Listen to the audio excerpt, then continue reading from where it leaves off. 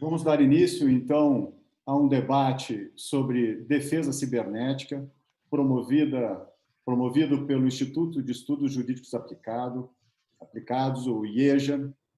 É mais um evento promovido por este instituto, que tem, sem dúvida nenhuma, colaborado muito nesses tempos de dificuldade de encontros presenciais, tem contribuído muito com relevantes debates da agenda nacional e, quiçá, internacional. Hoje, nós contamos aqui, neste evento, com grandes personalidades vinculadas ao tema da defesa cibernética, nomeadamente o general Guido Amin, que está à frente do Comando de Defesa Cibernética brasileiro, é, portanto, uma pessoa central para a política de Estado nessa temática. Igualmente, contamos com a presença do senador Amin, que relatou, ano passado, em 2019, uma avaliação de política pública perante a Comissão de Relações Exteriores e Defesa Nacional do Senado brasileiro. Igualmente, estamos aqui com a presença do doutor Sandro Seifert, que é diretor da Apura Cyber Intelligence, e também contamos com a presença do professor do Instituto Tecnológico Aeronáutico, professor do ITA, César Marcondes. Então, vamos dar início a este debate. Começamos pelo general Guido Amin, que dará seguramente um panorama da defesa cibernética brasileira, que é um dos 3 pilares estratégicos da defesa nacional, ao lado do setor aeroespacial e do setor nuclear.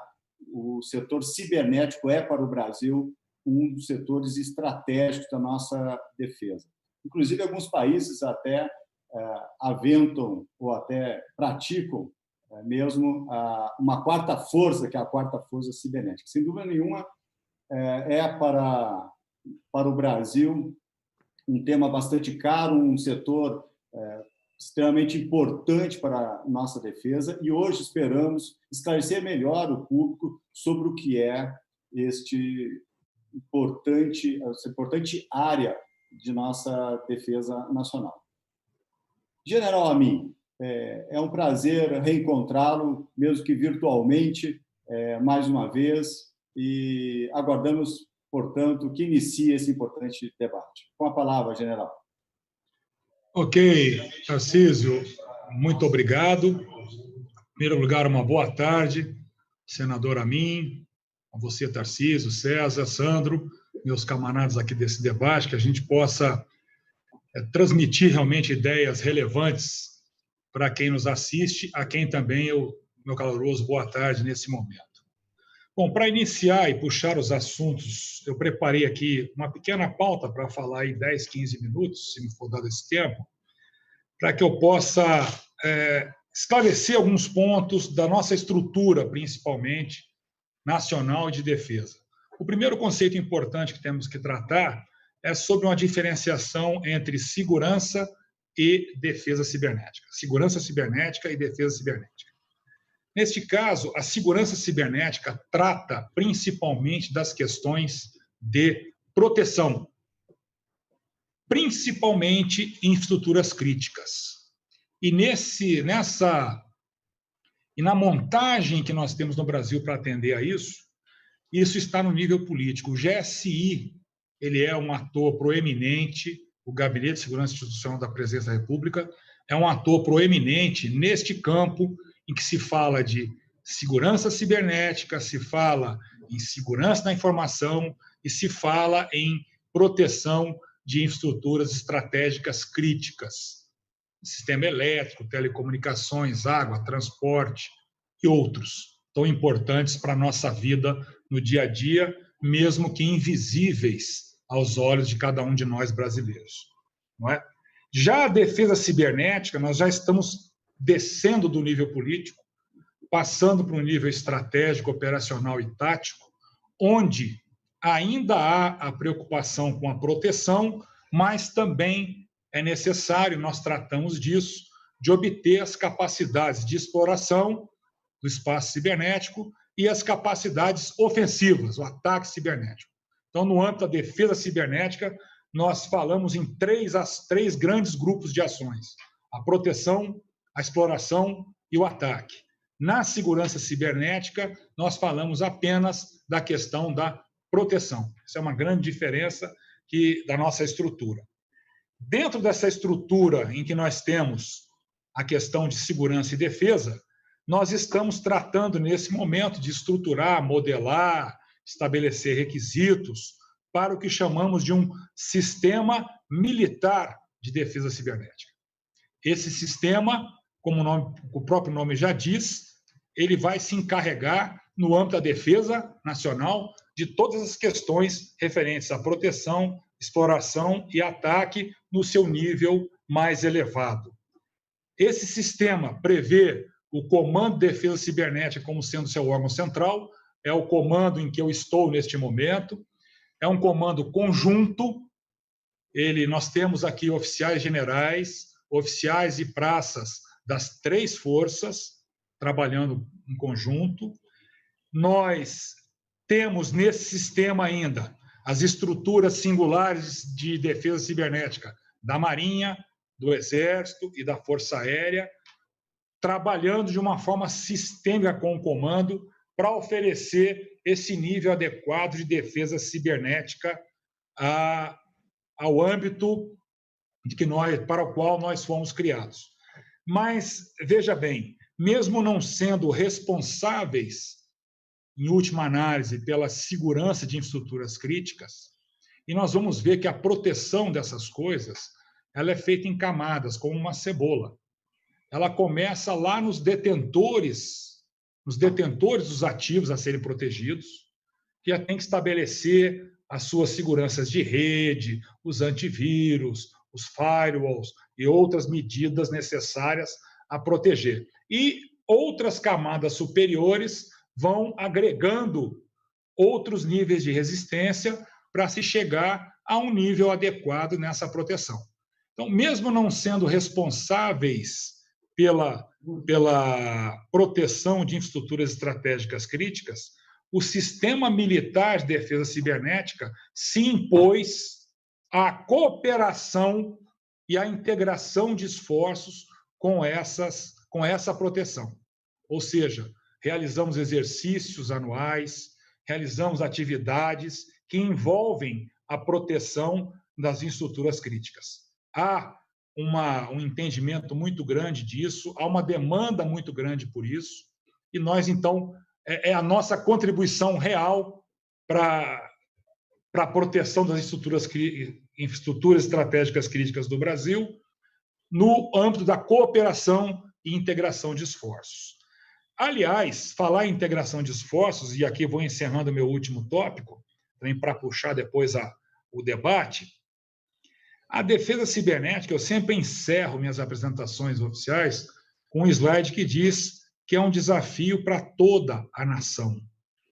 Então, a transversalidade do setor cibernético, tudo hoje que depende de um sistema de TI para funcionar, é abrangido pelas questões de proteção, de segurança e defesa cibernética.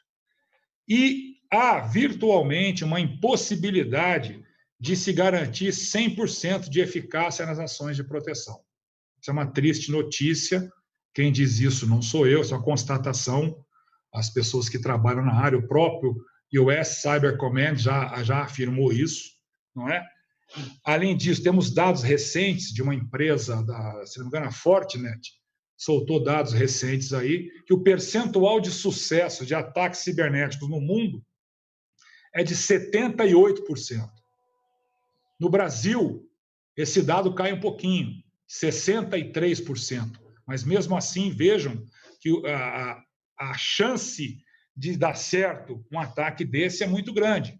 Certa vez, um terrorista do IRA, quando preso na Inglaterra, no seu interrogatório, ele disse ao juiz, né? Doutor, eu só tenho que ter sorte uma vez. Vocês têm que ter sorte todas as vezes. Então, é muito difícil garantir essa eficácia. Mas nós temos que oferecer essa proteção em camadas. E essa proteção em camadas começa com cada um de nós, no nosso telefone celular, na rede Wi-Fi de nossas casas, de onde às vezes conectamos computadores do trabalho para fazer um trabalho em hora fora de expediente. Então, há uma série de medidas de higiene cibernética individual que todos nós temos que ter essa mentalidade de imaginar que nossos sistemas podem estar comprometidos e agir à altura. E nós temos condições de fazer isso. As pessoas que conhecem isso sabem, por exemplo, que uma simples questão de programação da sua rede Wi-Fi em casa, você pode aumentar tremendamente o nível de proteção dessa rede a uma invasão espúria. Mesma coisa nos celulares.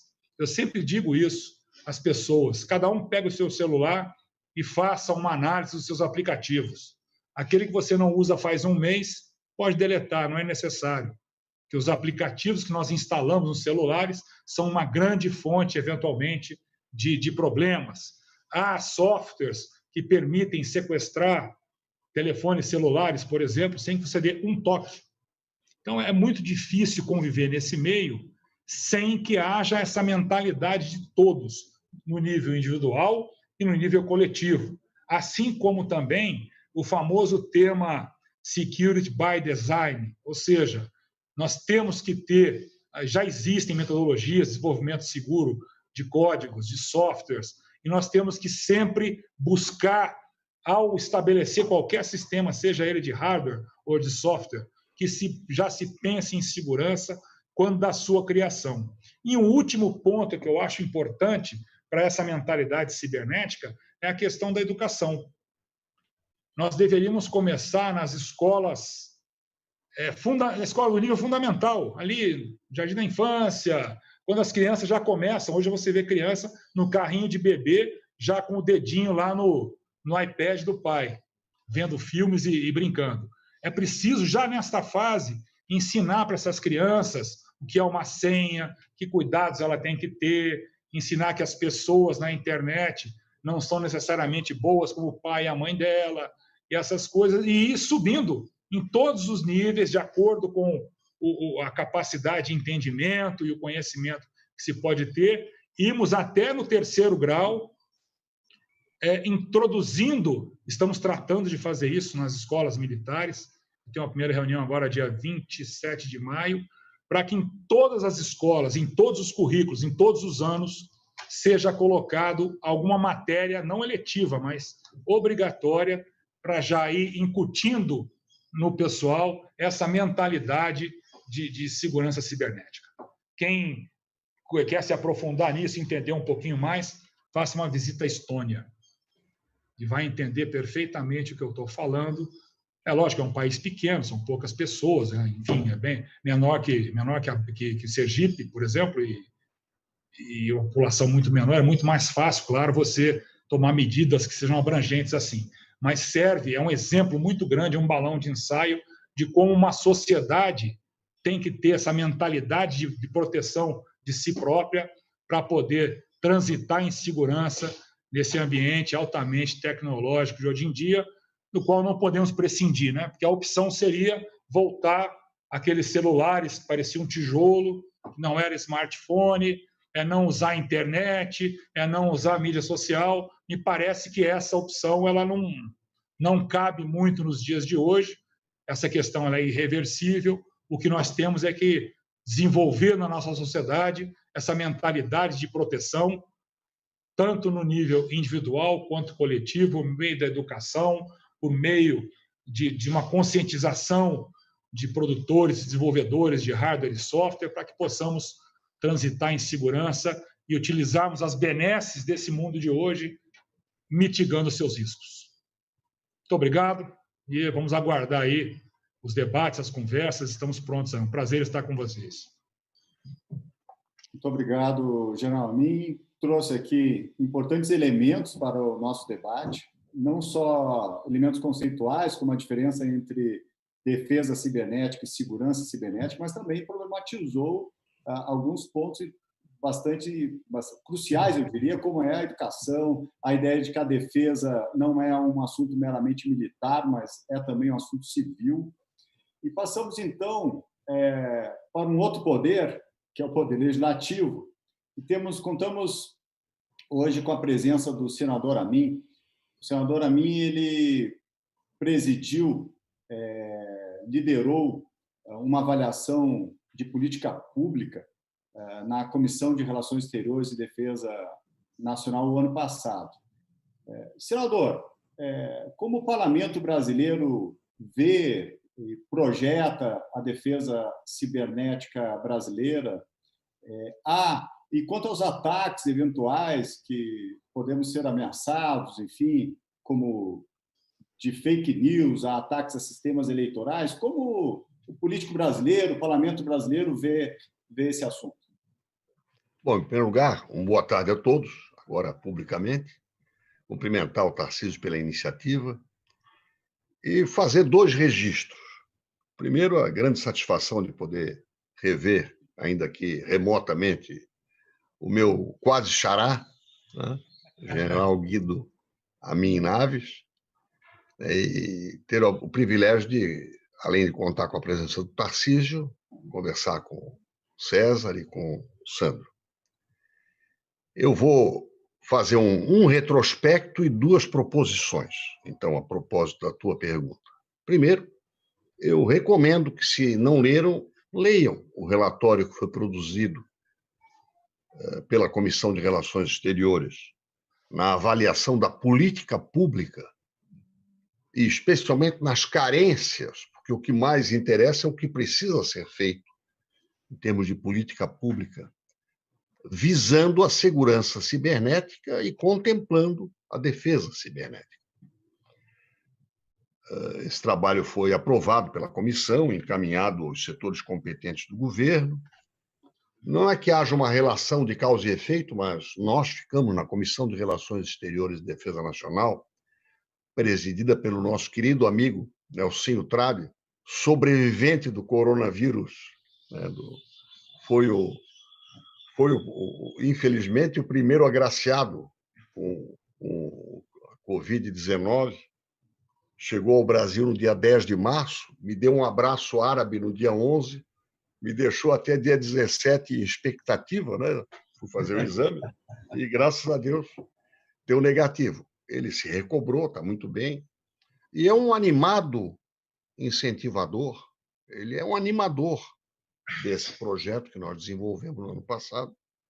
Eu queria ressaltar que também tivemos um grande entusiasta dele na pessoa do senador Haroldo de Oliveira, do Rio de Janeiro.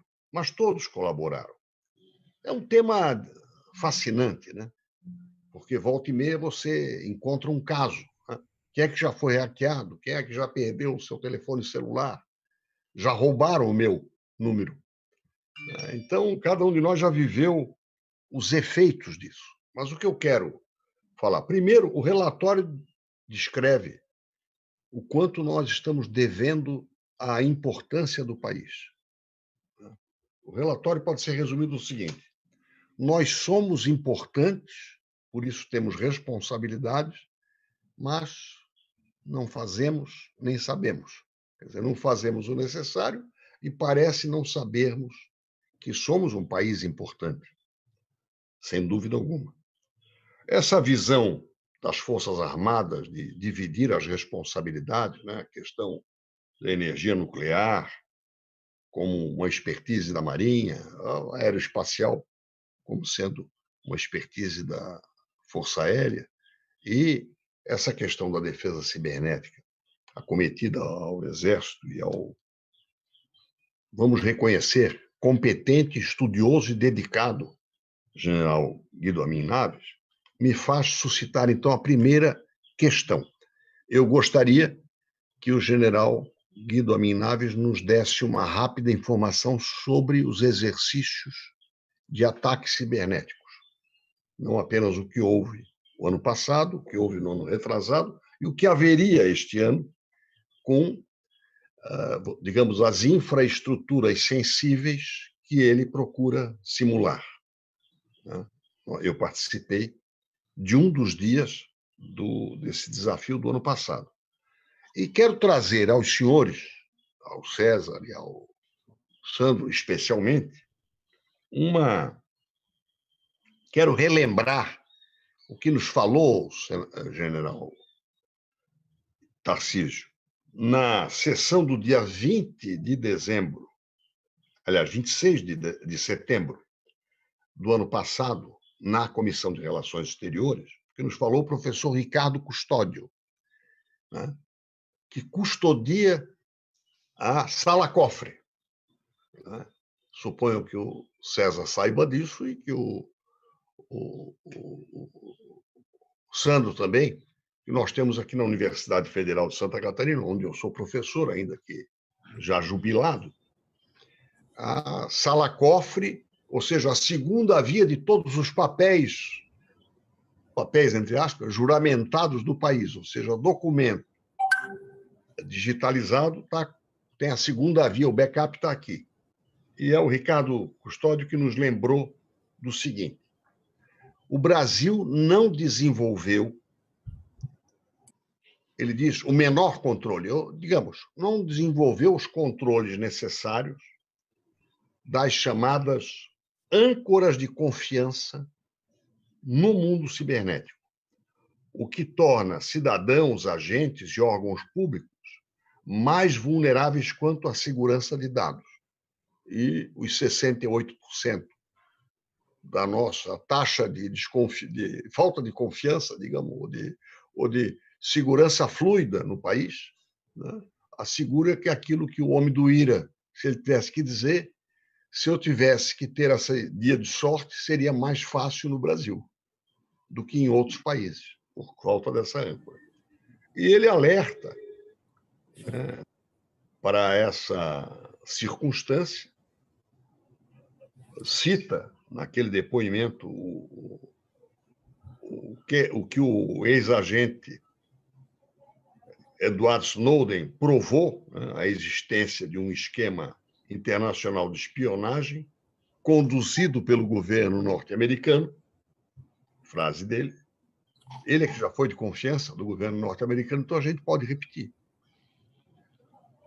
E afirma, o que eu faço minhas as palavras, nós não temos o controle sobre em que e no que o povo brasileiro deve confiar. Este controle é feito por outros países e empresas estrangeiras. E dá um fato concreto. Setembro do ano passado. Se for revogado o certificado raiz das autoridades certificadoras que emitem os certificados digitais dos bancos brasileiros, o nosso sistema financeiro pode ficar desprovido dessa base de confiança. E eu cito o sistema financeiro, que é um dos palcos dos exercícios de defesa cibernética aos quais o general Amin vai se referir a meu pedido, para dizer que ele é um dos pilares da economia brasileira, assim como a energia atômica, a energia nuclear, a energia elétrica, as telecomunicações, o abastecimento, o suprimento de água, o sistema de abastecimento de água do Brasil e os transportes, né? Seriam esses, aliás, eu acho, general, os setores que seriam objeto dos exercícios de defesa cibernética neste ano, se a minha memória não falha. E, finalmente, eu quero dizer que a Comissão de Relações Exteriores e Defesa Nacional teve essa preocupação pioneira. Tivemos, na verdade, meio ano de trabalho no ano passado. E, neste ano, estamos sendo prejudicados também estamos sendo prejudicados pela pandemia, mas acho que refletir sobre as nossas deficiências é oportuno, e essa é a oportunidade, por isso eu os saúdo muito, com muita satisfação. Muito obrigado. Muito obrigado, senador Amin. O senador Amin, além de colocar os seus posicionamentos, fez uma série de indagações, facilitando o trabalho, inclusive, da mediação. Sandro Sufer é diretor da Apura Cyber Intelligence, além de ser também um estudioso na área de crime cibernético, inclusive compõe uma comissão de análise disso perante a OAB de São Paulo. Sandro, quem são esses criminosos cibernéticos? De fato, como o senador Amin, nós estamos sem âncora neste mar cibernético? Obrigado, Tarcísio. Primeiro, eu agradecer o convite, agradecer os senhores, senador Amin, general Amin, professor César. Eu acredito que muitas colocações que já foram feitas, né, elas são muito importantes para debater esse tema, que é um tema extremamente complexo, né? Esse tempo que nós temos aqui, certamente nós só tocaremos aí na superfície, né, desse assunto. Respondendo a tua pergunta, Tarcísio, não é verdade que estamos sem âncora, né? Existe tentativas aí bem-sucedidas e mal-sucedidas de todos os países de avançar e de evoluir nessa questão da segurança cibernética e, claro, também na questão de defesa cibernética. Um ponto que é importante salientar é que segurança, e não só a segurança cibernética, é uma área meio, é não uma área fim, né? Então, isso e traz a questão da transversalidade, né, que foi mencionada pelo senador Amin, e foi tocada também pelo general Amin, que, na verdade, todas as áreas da sociedade precisam estar preocupadas agora nesse mundo que nós vivemos, né, que cada vez é mais digital e cada vez mais depende de relações, né, pela internet, e com a pandemia isso ainda foi maximizado, né? Então, realmente, a questão da educação em todos os níveis era fundamental, a questão do trabalho, né, feito pelas universidades. A gente está aqui com o professor César do ITA, que tem uma experiência fantástica nessa área de desenvolvimento, de estudos, né, na área de segurança e de defesa cibernética, como um todo, né, o Instituto ITA, o IME, a USP, a Unicamp, a UFMG, a UNB, tem várias universidades que têm desenvolvimento de pesquisa relevante para essa área. E há também empresas brasileiras que desenvolvem, né, sistemas especializados, e claro que as diferentes empresas, diferentes setores, né, e aí entre os setores que foram citados como infraestrutura crítica, né, claro que o setor financeiro, o setor de energia, o setor de telecomunicações, o setor de transportes, todos esses setores, de uma forma ou de outra, têm avanços, né, e investimentos e tentativas aí de evolução numa guerra que é bastante inglória, né? Por que eu digo isso? Porque há uma assimetria muito grande, que já foi mencionada aqui, né, entre a facilidade do atacante e a dificuldade de quem está protegendo, né, de quem está tentando defender, né? E essa assimetria, ela se coloca em várias vertentes, né? Não só do ponto de vista da proteção, de impedir um ataque, mas também de detectar que esse ataque está acontecendo. Então, você precisa considerar também os diferentes atores que atuam no espaço cibernético, que vão desde curiosos, o general Amin citou ali que crianças pequenas já estão usando o celular, né, e clicando ali, e adolescentes curiosos já estão no YouTube aprendendo a atacar sistemas, né? Isso é natural, né, da curiosidade. E, claro, existem também criminosos, né, grupos criminosos e também criminosos organizados que fazem ataques e crimes cibernéticos em seus países. Quando esses crimes cibernéticos são feitos de forma internacional, e eu ainda não estou falando uma questão de espionagem cibernética ou defesa cibernética, é muito complexo você conseguir encontrar, né, a autoria disso aí. Isso é mais uma vantagem, na verdade, do atacante, né, diante do defensor. Então, há uma complexidade muito grande, o mundo inteiro passa por essa complexidade, isso não é uma realidade somente do Brasil.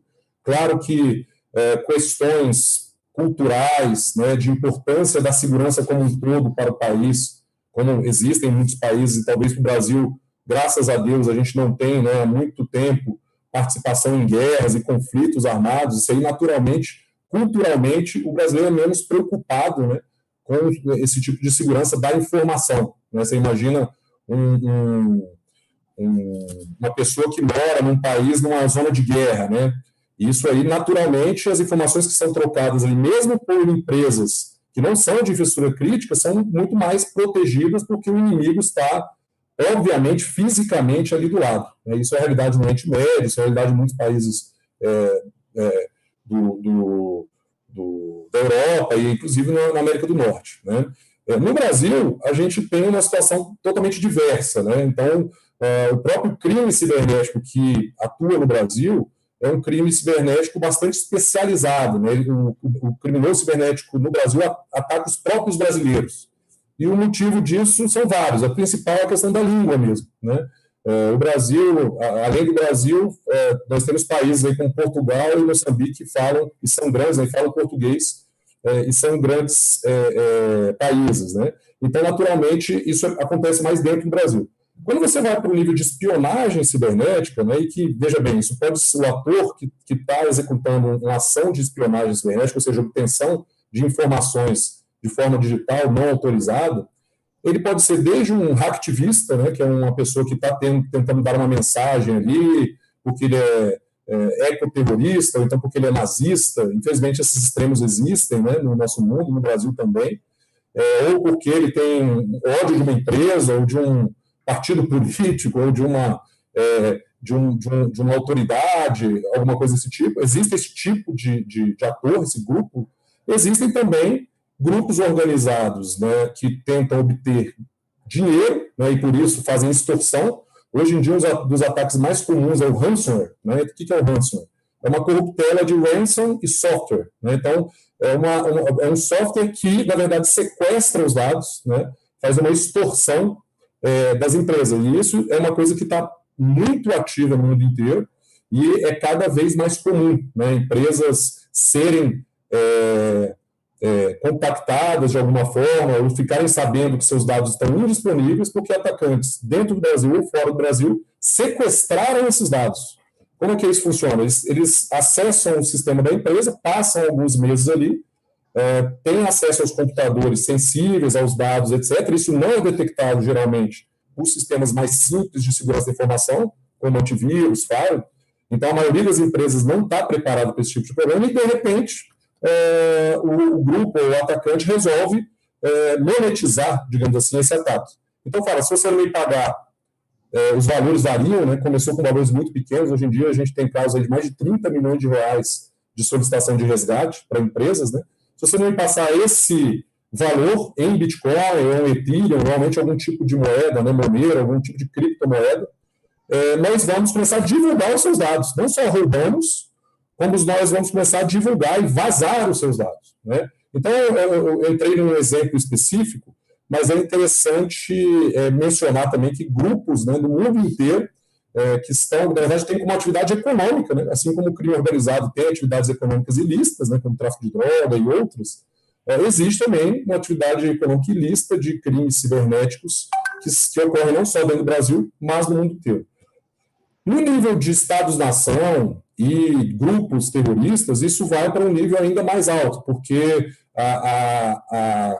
especialmente a persistência desses grupos, ela é muito forte. Então, existe um termo que vem do inglês, que é o APT, Advanced Persistent Threats, né? Ataques persistentes e avançados. Então, existem grupos conhecidos no mundo inteiro, alguns, claro, que ainda não conhecidos, que têm por objetivo obter acesso a infraestruturas críticas, a empresas, a governos, a diferentes estruturas civis e militares, e quando necessário, no momento específico, isso pode ser utilizado para ter um efeito aí que faça um ataque que vai ter um impacto na confidencialidade da informação, na integridade da informação ou na disponibilidade da informação. Então, por exemplo, o ataque de negação de serviço. O que é o ataque de negação de serviço? Eu vou derrubar um site de alguém. Então, alguém decide derrubar o site do Senado Federal, senador Amin, e coloca lá vários robôs para fazer o ataque, e tem várias técnicas onde isso pode ser feito. O que foi afetado aí? Foi afetada a disponibilidade dos sistemas do Senado Federal, dos sistemas online de provimento, né, de acesso à população. Isso pode ser feito também no tocante à integridade, então um atacante pode acessar e alterar um registro, por exemplo, isso pode ter um ganho financeiro, político, econômico, etc. Você imagina um banco de dados que tem um registro qualquer, isso é alterado sem ninguém perceber, né? E pode também afetar a confidencialidade dos dados, que daí é quando aquela informação que era para ser secreta, reservada, ou confidencial, dependendo, né, do nível civil, militar, onde isso foi classificado, ela acaba sendo exposta, talvez para uma pessoa que pode ser um competidor, um outro país, ou até mesmo uma nação inimiga. Então, o tema é bastante complexo. Respondendo a tua pergunta, Tarcísio, realmente existem âncoras, mas muito ainda precisa ser feito, está sendo feito, né? Aproveito para saudar aí o General Amin, o Comando de Defesa Cibernética, que eu acompanho muito de perto, desde o seu princípio, onde era um núcleo ainda, né, de defesa cibernética, depois se transformou num centro, depois no comando. O trabalho tem sido feito nesses anos todos, especialmente durante os grandes eventos, onde houve, né, desde a Rio+20 até as Olimpíadas, uma evolução muito grande no tocante à defesa cibernética. Mas, claro que muito ainda precisa ser feito, como em todos os países, e a gente está feliz de estar participando desse debate, ter sido convidado, ficamos à disposição. Só para... Posso Claro. deixar um ponto? Pois não, senhor. Eu recebi, complementarmente àquela informação do custódio, de que a certificadora que certifica o Banco do Brasil é americana. Isso procede? Sobre âncora, né? Então, vou deixar essa pergunta no ar. Quem sabe se alguém consegue nos responder. Talvez o César, eu posso ajudar, César, se quiser. Bom, Como é? O César responda, porque eu já participei aqui, Sandro, eu já falei bastante. Se o professor César quiser entrar, eu também posso fazer um comentário. Não, eu vou deixar no ar só. Ok. muito obrigado, Sandro. De fato, estamos aqui num debate muito interessante, em que estamos demonstrando as ameaças de um lado, de outro, as características dessa, entre aspas, guerra cibernética. Podemos discutir se há uma guerra ou não, ao final podemos falar sobre isso. Todos os dias. E também uma característica fundamental, que é atacar as infraestruturas críticas. Passaremos agora a palavra ao doutor em computação, César Marcondes, que é professor do prestigioso ITA, caríssima instituição brasileira, o ITA. Professor César, diante de tudo que foi aqui falado, qual é a sua opinião e como é a projeção disso? Porque a era tecnológica é uma era bem distinta da era histórica, né? Qual seria essa era? De 5 anos ou menos? Como se dará a nossa defesa? Como você pensa que será a nossa defesa com alguns avanços que estão aí se avizinhando, como computador quântico, e um que é bastante realista, como é a inteligência artificial. Nós podemos discutir armas autônomas, até mesmo com armas autônomas letais com inteligência artificial. Professor, qual é a sua opinião sobre esses temas? Muito bem. Muito obrigado pelo convite de participar desse debate. Muito prazer, senador da República Espiridion de Amin, oficial-general Guido Amin, Sandro, Tarcísio, telespectadores. Eu, no Instituto Tecnológico de Aeronáutica, nós temos um interesse muito grande em defesa, especialmente sistemas críticos. Por exemplo, no ITA, no âmbito do DCTA, nós temos toda a parte de controle de tráfego aéreo e espacial. Temos também interesse nessa área de sistemas embarcados de aeronaves, drones, né? Então, a gente gostaria de tentar contribuir com o debate, e aí, em especial, do meu lado mais acadêmico, olhar um pouco mais o futuro, né? Então, eu pensei em falar desses dois temas principais e aí deixar como perguntas para os participantes para continuar a elaboração. Depois eu vou falar sobre a parte dos certificados, mas primeiramente eu vou falar desses outros dois assuntos que são da inteligência artificial e da computação quântica, né? Bom, tem aparecido muito na internet, nas mídias, nas notícias sobre grandes empresas como Google, Facebook, que estão desenvolvendo sistemas de inteligência artificial que conseguem, enfim, fazer coisas incríveis, como ganhar no xadrez ou ganhar no jogo Go, né? Até recentemente, o próprio pessoal da Google usou o Go, AlphaGo, que é o software que eles têm de inteligência artificial, para também jogar jogos de computador mais realísticos, como StarCraft, que tem a possibilidade de fazer uso de recursos e ter estratégia militar. Coisas bem avançadas estão acontecendo nessa área, né? E do ponto de vista de segurança cibernética? Bom, nesse ponto específico, em 2016, o Departamento de Defesa americano fez uma competição chamada Cyber Grand Challenge, cuja competição, a ideia era ter um hacker automatizado para atacar um sistema. E essa competição aconteceu em 2016 e o vencedor foi uma da Universidade da Carnegie Mellon, uma implementação chamada MyAIM, cuja ideia era ele invadia os binários e encontrava vulnerabilidades nos programas de computador, de uma maneira muito rápida, em questão de segundos, nanosegundos, ele conseguia fazer isso.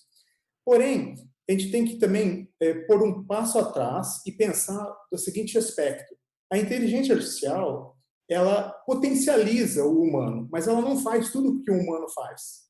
Tem um nível de criatividade muito grande envolvido em ataques cibernéticos. Não é só você descobrir a vulnerabilidade do programa. Existem outras questões, como você tentar se esconder dentro do sistema, como você tentar visualizar o que está acontecendo em volta do seu... E aí, a inteligência artificial ela tem o potencial de aumentar a produtividade do humano. E aí tem um monte de ferramentas que vão tentar aumentar essa potencialidade do humano. Né? Eu não vejo, do ponto de vista acadêmico, um hacker autônomo, totalmente autônomo, do ponto de vista de inteligência artificial. Um software que vai hackear sozinho. Tá? Nós temos, na área de defesa cibernética, segurança cibernética, nós temos anos e anos de expertise necessárias para uma pessoa chegar num nível de maturidade para ela fazer um ataque sofisticado. E não vai ser um software inteligência artificial que vai conseguir fazer isso sozinho. Claro, vai dar um potencial para ele, né?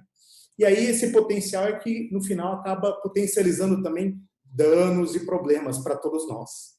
Porque aí o adolescente médio pode ir lá e acessar alguma coisa, algum conteúdo e fazer uso de ferramentas e fazer ataques que até então eram sofisticados, mas com as ferramentas se tornam mais simples, né? Então, uma pergunta que eu deixo é se nós vamos ter ou teremos a capacidade de ter uma maturidade do pessoal que trabalha nessas infraestruturas críticas para ter proteção, um pouco de proteção, camadas de proteção. Né? E aí os simuladores são algo bastante importante que estão sendo feitos aí no Guardião Cibernético e assim por diante, vários tipos de experiências dessas. Bom, o segundo assunto que eu queria abordar rapidamente é o assunto da computação quântica. Né? Isso envolve muito a parte dos segredos nacionais. Né? Quer dizer, nós estamos aí, o senador Amin falou a respeito dos certificados digitais, né? E os certificados digitais, fundamentalmente, eles são baseados em criptografia. Fundamentalmente baseados em criptografia, e se houver um computador que quebre facilmente essa criptografia, né? Quer dizer, aí não serve de nada ter todos os cofres, cofre seguro e sala segura e assim por diante, tá, para isso. Embora a gente está na infância dessa tecnologia, tá? Eu vou citar dois exemplos claros. Né? O exemplo do computador quântico da IBM, é um computador que existe, está sendo utilizado, ele tem cerca de 50 qubits, tá? Qubits é equivalente a bits na computação convencional, é como se tivesse um computador, sei lá, de 4 bits. Tá? Hoje em dia os computadores são de 64 bits, até no nosso celular é 64 bits. Então, imagina um computador de 4 bits. Não dá para fazer muita coisa. Mas quando chegar lá nos 64 bits, aí vai poder fazer muito mais coisa. Né? Então, na computação quântica, existem duas abordagens principais. uma abordagem, que é essa abordagem da IBM, que é uma abordagem mais parecida com a computação convencional, o processamento de von Neumann, que é uma computação onde você faz soma, multiplicação, e assim por diante, com os qubits, com uma computação com a física quântica, e tem uma abordagem que não é muito explorada, que tem um potencial grande de quebrar a criptografia em pouco tempo, que é uma abordagem por uma empresa chamada D-Wave, que eles têm um computador quântico que eles modelam o problema criptográfico, a criptografia, como uma busca de energia quântica. E aí essa busca de energia quântica faz com que eles tenham vantagens teóricas. Tudo que eu estou falando aqui é teórico, tá, pessoal? Assim, eu estou sendo bem teórico nessa parte, ok? E aí, mas embora tenha essa teoria, se começar a ser aplicado na prática, eventualmente, existem alguns estudos que dizem que em 10 anos, em menos de uma década, toda a fundamentação criptográfica do mundo pode ser quebrada por esses computadores.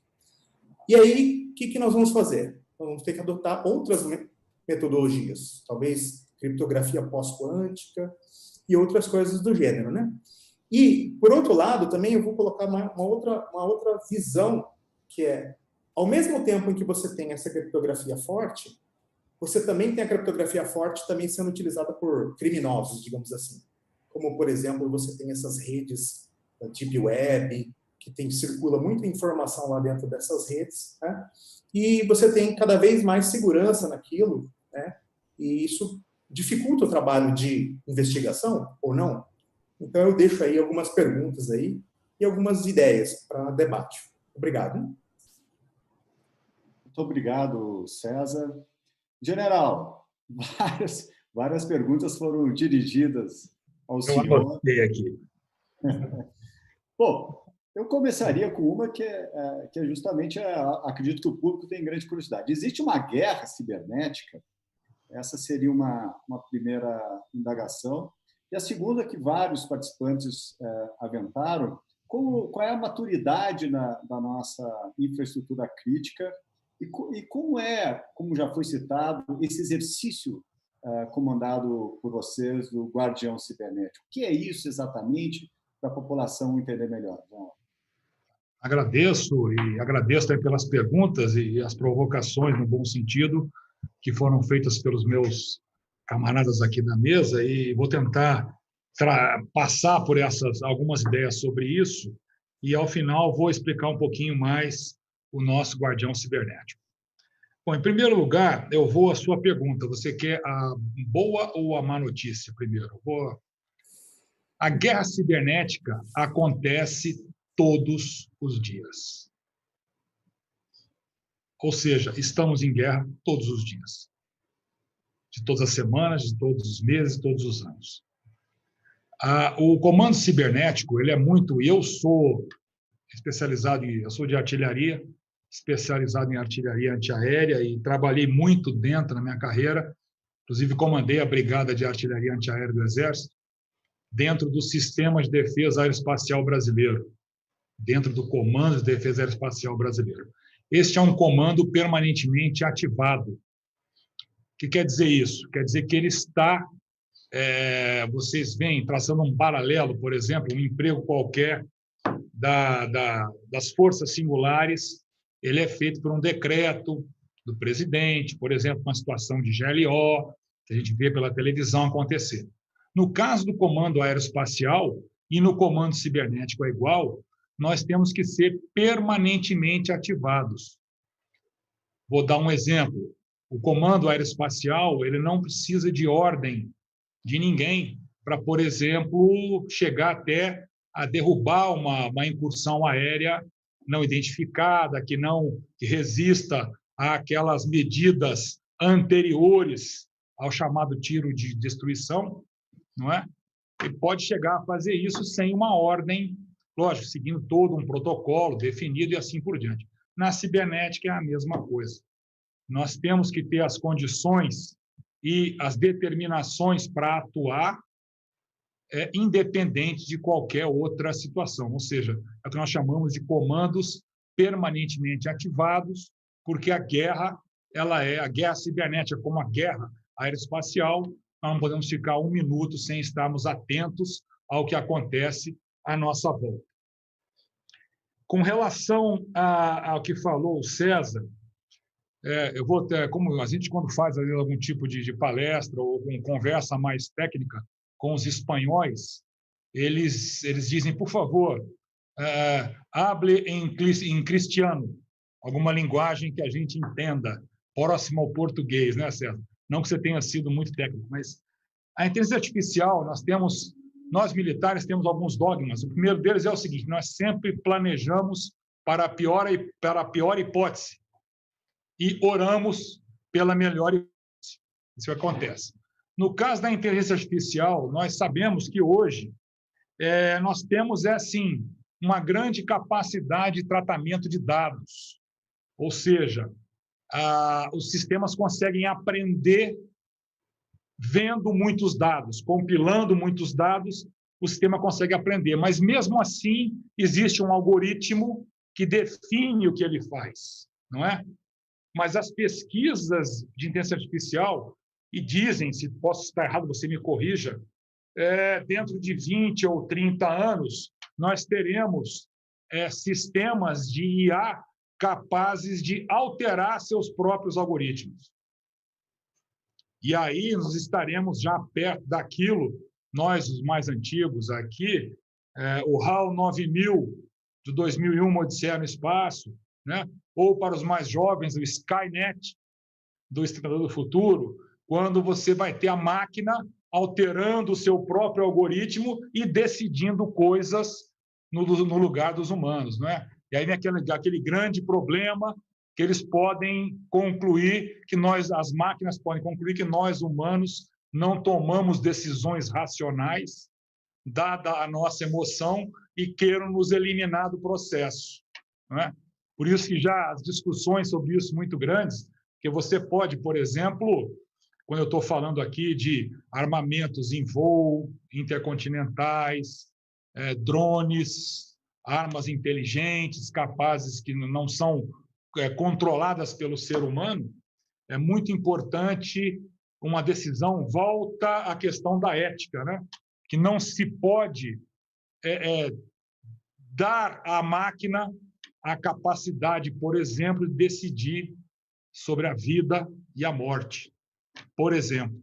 Então, essa é uma discussão muito séria, que extrapola a ciência e tecnologia, entra no campo da filosofia, entra no campo da ética, e se preocupa muito com isso. Até que ponto nós, seres humanos, vamos delegar a um sistema de inteligência artificial a capacidade de tomar decisões, e decisões graves, né? E aí eu falei aqui mais do caso militares, mas decisões de investimento, decisões de uma série de coisas que, em última análise, faz falta aquilo que nós temos e a máquina não tem: sentimento.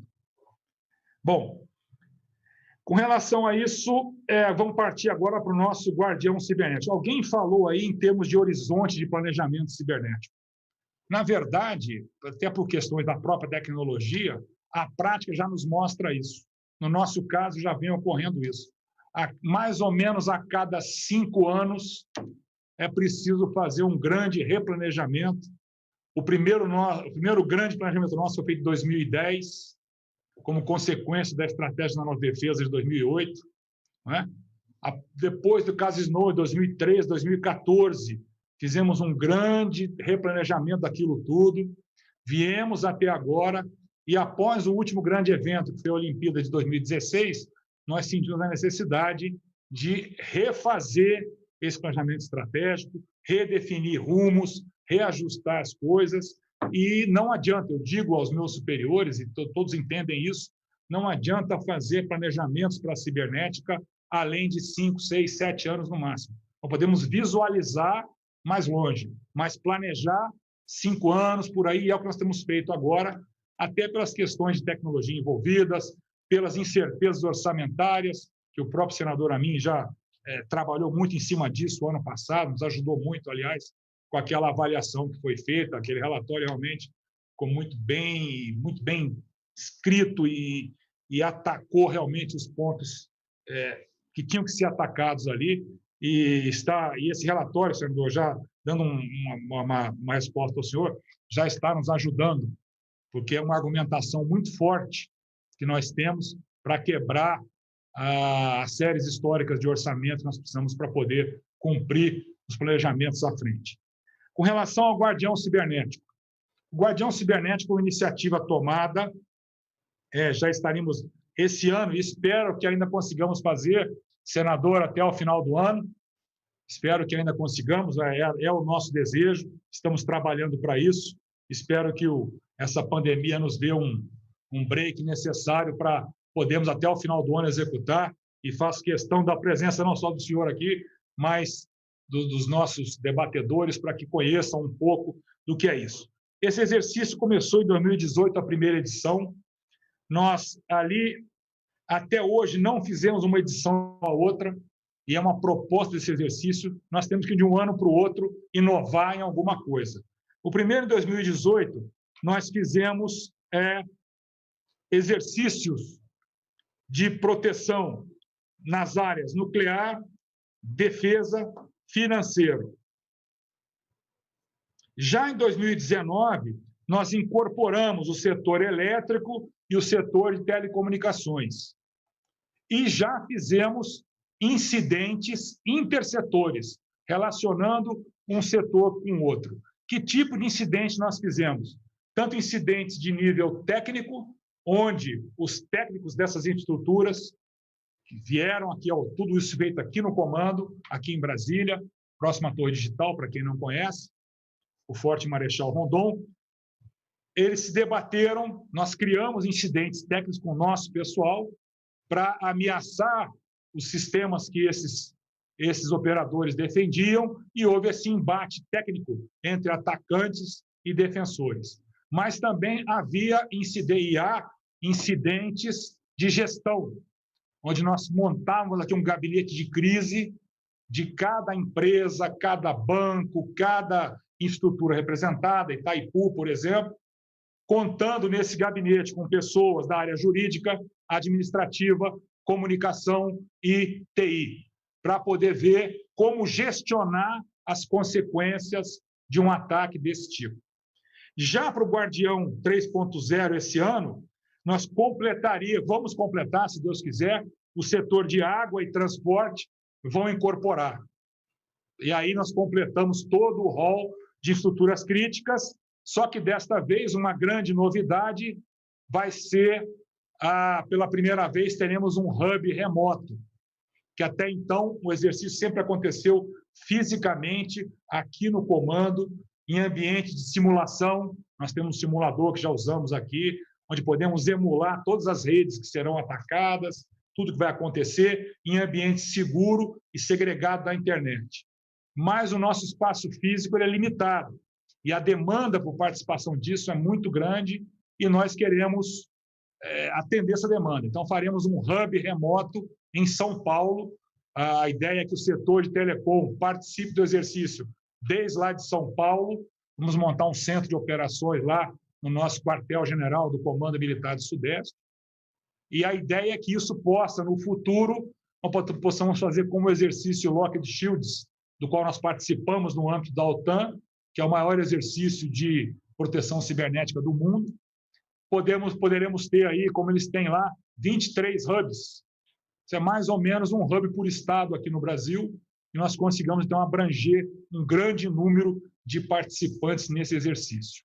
E esse exercício tem mais uma coisa de muito importante. Ele dura somente 2 ou 3 dias em uma data específica do ano. Esse ano era para ser em julho. Mas o exercício, a gente leva um ano antes de reuniões, de discussões, de coordenações, de como fazer, de que tipo de evento, que são as estruturas que dizem, eu gostaria de testar tal sistema. Ok, então vamos tentar atacar esse sistema.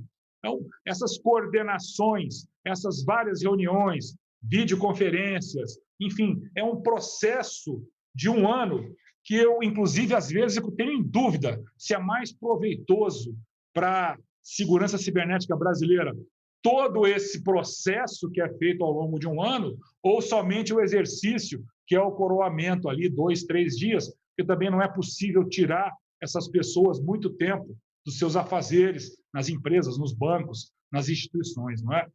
E esse ano, espero, nós tivemos que interromper. O exercício estava previsto para comecinho de julho, mas como tinha todo, como eu falei, um grande número de reuniões a serem feitas, bilaterais, multilaterais, com todos os setores, o GSI é um grande elemento de contato com essas infraestruturas, nós tínhamos que deixar de fazer um monte dessas, um grande número dessas atividades preparatórias. Então, eu creio que no momento em que a pandemia nos aliviar das questões aí de isolamento social, a gente possa retomar esse programa e eu creio que mais uns 2 ou 3 meses nós consigamos fazer o exercício, espero que ainda esse ano, mas vamos, pela importância que ele tem, o senador esteve aqui e viu de perto a magnitude desse exercício. Pra vocês terem uma ideia, no último exercício, estava, como o Banco Central sempre participa na área financeira, né? Nós sempre buscamos um coordenador de cada área para, a partir dele, chegarmos às infraestruturas pontuais. No caso do setor financeiro, o Banco Central, e ele me disse, o diretor que estava durante o exercício, general, nós temos aqui hoje mais de 90% do mercado financeiro brasileiro, inclusive a Bolsa, a B3, estava aqui também. Então, vejam que realmente, e há essa busca. E isso faz parte do que eu falei no início, educação. Educação, educação e educação de todos, em todos os momentos, para que a nossa sociedade desenvolva essa mentalidade, para quando chegar no exercício desse, seja mais fácil, as pessoas já estejam com o seu mindset preparado para atuar nesse ambiente. Eu creio que abrangi as perguntas que todos fizeram, mas continuo à disposição qualquer outro esclarecimento aí. Muito obrigado. Obrigado, general. Sem dúvida, os desafios são enormes. Aqui no Instituto, no IEJA, no Instituto de Estudos Jurídicos Aplicados, nós estamos fazendo, inclusive, uma reflexão, um estudo sobre como o direito internacional dos conflitos armados se depara com esse assunto. Por isso, indaguei logo se estamos em tempo de paz ou em tempo de guerra, porque é exatamente isso que enquadra o direito, é o pontapé inicial de toda a estrutura, das convenções de Genebra, enfim. Senador, todas as suas indagações foram respondidas, o senhor tem uma reflexão final? O que ainda esperar deste debate?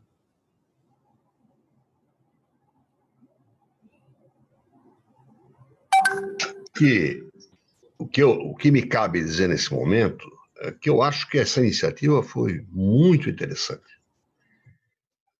E por isso nós não deveremos prolongá-la, porque há um tempo bom para o debate, para que fiquem dúvidas. E se numa boa aula, se os alunos e o professor saírem com dúvidas, isto foi uma grande aula. Agora, se sair com excesso de dúvidas, aquilo vai soterrar a inteligência, que, no caso aqui, tem um blended de experiências muito heterogêneo, não é verdade? Então, eu acho que ficou de bom tamanho. Nós temos dúvidas, vamos ler mais, vamos aprender mais. Isso é uma coisa seminal ou germinal, como alguns preferem dizer, né? Nós estamos começando. Não devemos procurar terminar nada, pelo contrário. Como eu disse, uma boa aula é a aula que te deixa ruminando sobre essas coisas, né? Eu também procurei instigar alguma coisa, estou recebendo algumas retroalimentações, mas acho que está de bom tamanho. Nós temos uma grande dificuldade. Se o esforço do ano passado, falando do ponto de vista de Senado e de Congresso, foi dotar a segurança cibernética e a defesa cibernética de um mínimo de recursos para que ela tivesse pelo menos um plurianual de investimento.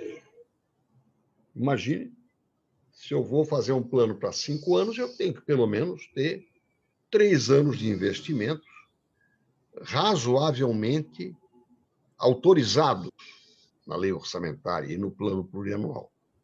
E enfrentamos essa dificuldade. Primeiro, não conseguimos alcançar o número que queríamos.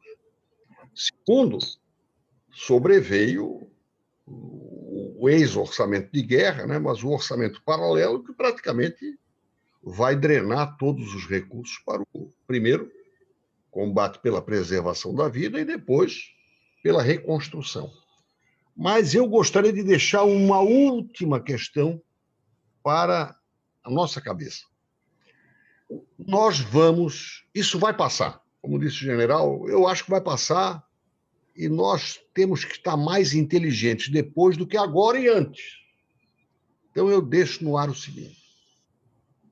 Na indústria brasileira, eu não tenho dúvida que nós vamos ter um grande desafio positivo, que será o seguinte. Está certo, o mundo é global, a economia é globalizada, mas nós não podemos ter todos os processos produtivos dependendo de insumos ou elementos, ou matéria-prima, do exterior. Da indústria têxtil até a montagem de um celular no Brasil, nós temos sempre o cluster prejudicado porque tem um insumo vital, nesses 2 casos, que vem da China. Então, eu acho que nós vamos aprender a continuar tendo um grande parceiro como a China, mas ser menos dependentes, ou pelo menos não sermos monodependentes. Quando você depende de 2, é menos dependente. Então, na indústria, não tenho dúvida que nós vamos ter esse nicho para trabalhar. Eu pergunto, em matéria de segurança cibernética, qual será a nossa, ou quais serão as nossas prioridades, tanto em segurança cibernética, eu falei da questão do certificado digital, quanto na defesa cibernética. Aí, a segunda parte já foi respondida pelo general. Nós temos que fazer os exercícios cada vez mais complexos, mais realistas, né? Mais consonantes com a nossa realidade, e temos que ter a capacidade de convencimento político para que a defesa cibernética e a segurança cibernética recebam, no orçamento do nosso país, o efeito dessa importância, ou seja, a resultante dessa importância. Foi um grande prazer de minha parte participar, então, a minha perguntinha a mais que devemos levar, quais seriam as nossas prioridades, ou a nossa prioridade, em matéria de segurança cibernética, para frentemente, como diria o Odorico Paraguaçu, né? Para trásmente e o para frentemente. Para frentemente, como é que fica? E, já me despedindo, né, quero dar um abraço muito grande a todos, alegria por rever o nosso general Amin, que é um homônimo que nos orgulha muito. Quero dizer que essa parte final contou com a presença da deputada Ângela Amin, né, que também é estudiosa desse assunto, fez comigo, fez depois de mim, aliás, doutorado em Engenharia e Gestão do Conhecimento, e esse é um assunto que nos atrai muito. Cumprimentar o César, que é formado no ITA, viu, Ângela? Que era o sonho da minha puberdade, e o Tarcísio pela beleza da reunião, ao general já cumprimentei, e ao Sandro Ziffert, pela sua participação, muita inteligência e objetividade. Muito obrigado. Muito obrigado, senador Amin. Sandro, considerações finais? Considerações finais. Primeiro, agradecer também ao debate. Acredito que foi bastante plural, como colocado. Fazer considerações bem rápidas. Eu acredito que, não querendo responder e tirar as dúvidas, né, das cabeças, como o senador Amin colocou, mas eu acredito que um dos desafios importantes pela frente é realmente tornar mais realistas as defesas e as proteções. Ele usou esse termo e é fundamental. Por quê? Porque, sendo realista, como você pode ser realista? Conhecendo a realidade. E a realidade, às vezes, ela não é tão simples de conhecer. Então, quando você tem um processo natural de evolução, de maturidade no processo, especialmente cibernético, você passa, além de ter a necessidade de exercícios, como são feitos já há muitos anos, né, no processo do Guardião Cibernético e tantos outros intersetoriais e outros setoriais, há uma necessidade também de compartilhamento de informações sobre ameaças cibernéticas relevantes. Isso traz realidade, isso traz realismo à preparação. É claro que isso é feito já, com certeza, não tenho detalhes, porque nunca participei. Fico honrado de ter sido convidado pelo general Amin para participar numa próxima edição. Porém, como a nossa experiência, né, minha experiência pessoal, a experiência da minha empresa, ela vem desde 93, né, pessoalmente, eu respondo a incidentes cibernéticos, né, em diferentes tipos de organização, e a minha empresa é especializada nisso. O que eu percebo é que há, sim, uma maturidade, uma âncora, para trazer um termo que foi colocado antes aqui, que é ainda setorial, mas ainda não é intersetorial.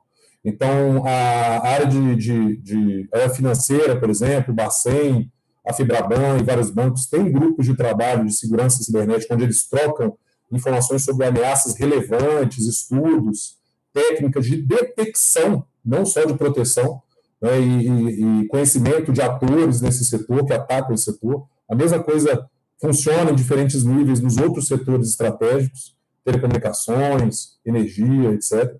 E, claro que, do ponto de vista da defesa, né, cibernética, é muito importante a infraestrutura crítica e a maturidade e utilizar as âncoras, né, que já existem de centros de tratamento de incidentes de segurança, tanto do governo quanto de algumas empresas. Então, posso citar aqui o CERT-BR, que é ligado ao MCTI, né, no NIC-BR, no Comitê Gestor da Internet no Brasil, que há muitos anos, né, na verdade, desde o começo da Internet no Brasil, é responsável pelo tratamento, estatísticas e treinamentos, né, de incidentes de segurança.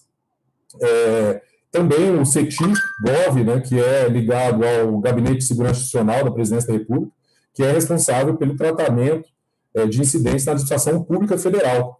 Existem outros times de tratamento de incidentes, né, no inglês aí CSIRTs, né, Computer Security Instant Response Teams, né, CSIRTs, né, num português aí forçado, que são especializados nas suas áreas, né, as empresas de comunicação, as grandes empresas têm, os grandes bancos têm, e eles, com certeza, têm essa experiência da realidade para permitir que a gente consiga evoluir do ponto de vista de conseguir detectar e também se preparar para proteger para o que é realmente relevante para cada setor, que é completamente diferente às vezes. Apesar de utilizarmos as mesmas tecnologias, as ameaças do setor de energia, elas são diferentes do setor financeiro, que são diferentes do setor de transportes, que são diferentes do setor de telefonia. Então, com esses comentários eu me despeço e agradeço mais uma vez ao IEJA, ao Tarcísio, aos senhores pelo debate. Muito obrigado, Sandro. César, alguma colocação final?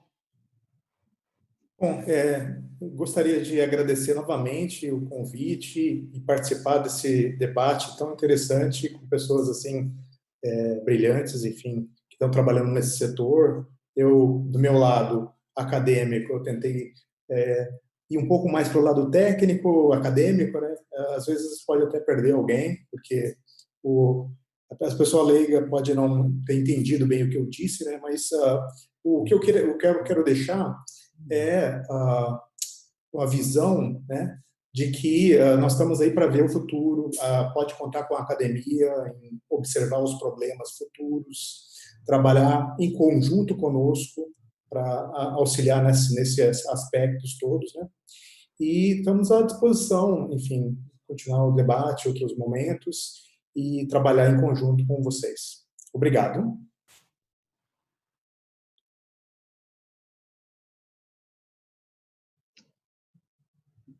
General. Agora sim.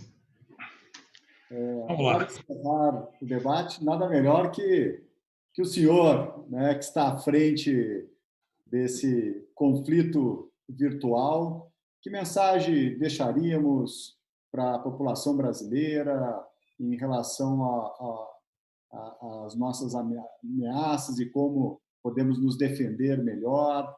E qual é a mensagem que poderíamos deixar para a população brasileira? Ok, Tarcísio, se me permite, antes de fechar, algumas provocações, outras ideias que surgiram. O próprio senador nos perguntou com relação a prioridades, né?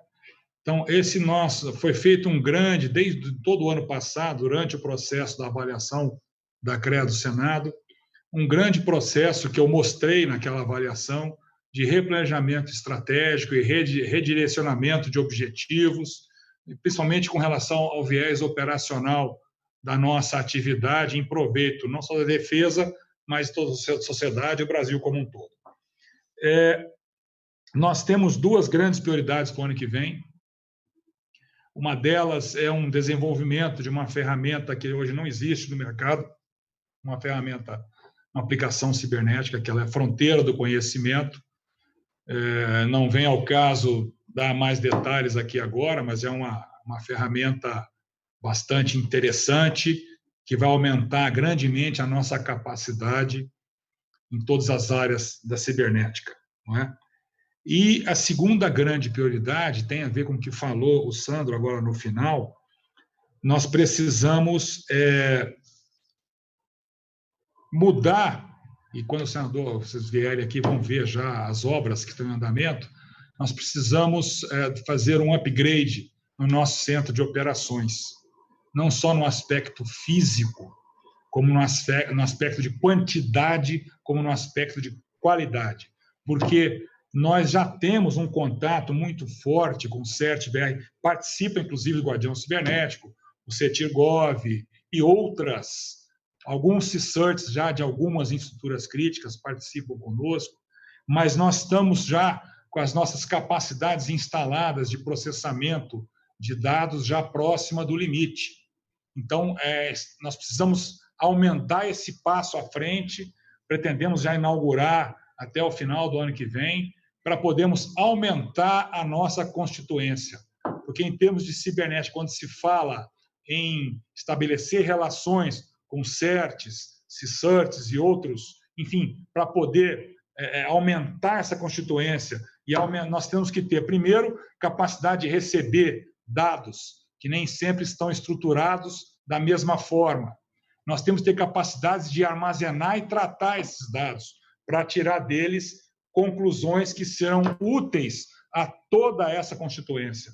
Porque, na verdade, ao ter um ponto de confluência dessas informações, nós certamente podemos olhar isso com um olhar mais profundo, que cada um isoladamente não consegue, e conseguimos devolver a inteligência de ameaça. Isso já aconteceu na prática em várias situações, com ataques anteriores sofridos, onde o primeiro a ser atacado sofreu um pouco mais, mas logo depois o restante da nossa constituência ela já recebeu os alertas e já pôde, enfim, se colocar de maneira melhor ante aquele ataque. Então, são as duas prioridades. Tanto esse desenvolvimento dessa ferramenta que é a fronteira do conhecimento, no mundo, inclusive, não só no Brasil. Não há no mundo isso no mercado hoje para ser adquirido. E a questão de aumentar a nossa capacidade operacional, tanto quantitativamente como qualitativamente, inaugurando o nosso novo centro de operações para o próximo ano, se Deus quiser, e para podermos aumentar a nossa constituência, aumentar a nossa capacidade de receber, tratar dados e responder a essa mesma constituência com a brevidade, com a oportunidade que a cibernética exige. E nisso vem a questão do convencimento político, que o senador falou, realmente muito importante, e é por causa desse convencimento político que o senhor já é guerreiro cibernético honorário, ainda que o senhor não saiba ainda, senador, mas porque o senhor tem sido um grande arauto dessas questões no nosso poder legislativo, o que é importante, tem nos ajudado para levar para que se estabeleça uma prioridade mais adequada a essa questão. nós fazemos intercâmbio não só de inteligência, mas como também de táticas, técnicas e procedimentos. Tá bem? E, por último, deixaria uma mensagem aqui, uma provocação, como é uma técnica, né, de qualquer discussão, tem que ter uma provocação. Apesar da cibernética ser um elemento bastante transversal a tudo que se faz hoje, né? Onde há um sistema de TI, eu tenho que falar de segurança cibernética, e eu acho que o sistema de TI hoje está em todos os lugares, vai estar mais ainda com o 5G. Com a pandemia de Covid, o CERT tem gráficos interessantes que mostram uma progressão linear de trânsito de dados na internet no Brasil, uma progressão linear disso.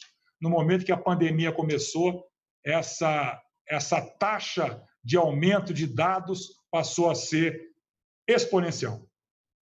E hoje estamos aqui, um exemplo disso, usando banda para fazer essa discussão, porque não podemos fazê-la pessoalmente, não é?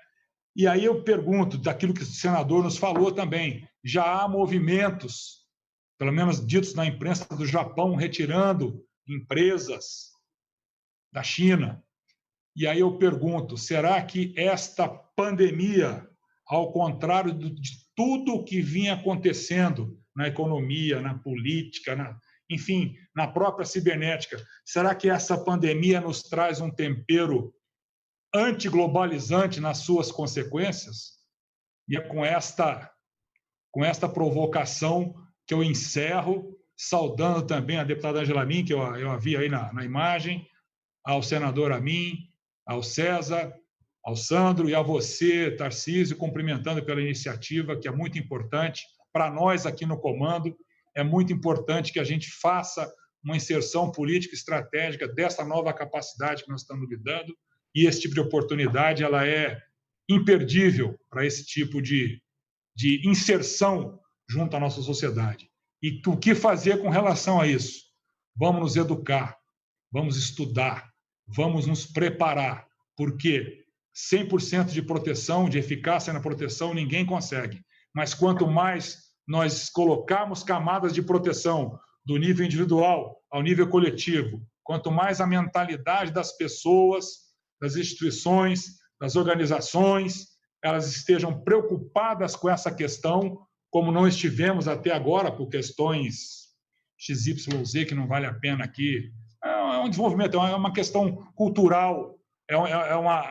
Nós estamos numa situação que foi fruto de decisões que vêm sendo tomadas historicamente, as melhores decisões naqueles momentos, dada a circunstância e a maturidade existente naquele momento, mas que eventualmente nos levam a um quadro hoje que não é adequado e nós precisamos replanejar e seguir em frente. Muito obrigado, foi um prazer enorme estar com todos aqui e sigo aqui sempre à disposição na nossa próxima, que é a nossa Torre Digital de Brasília. Muitíssimo obrigado a todos, uma boa tarde. Muito obrigado, general Amin. O IEJA agradece a presença também do senador Amin, do Sandro e do César Marcondes. E está à disposição, evidentemente, para investigações, pesquisas e debates futuros sobre esse ou temas similares. Muito obrigado a todos e a todas.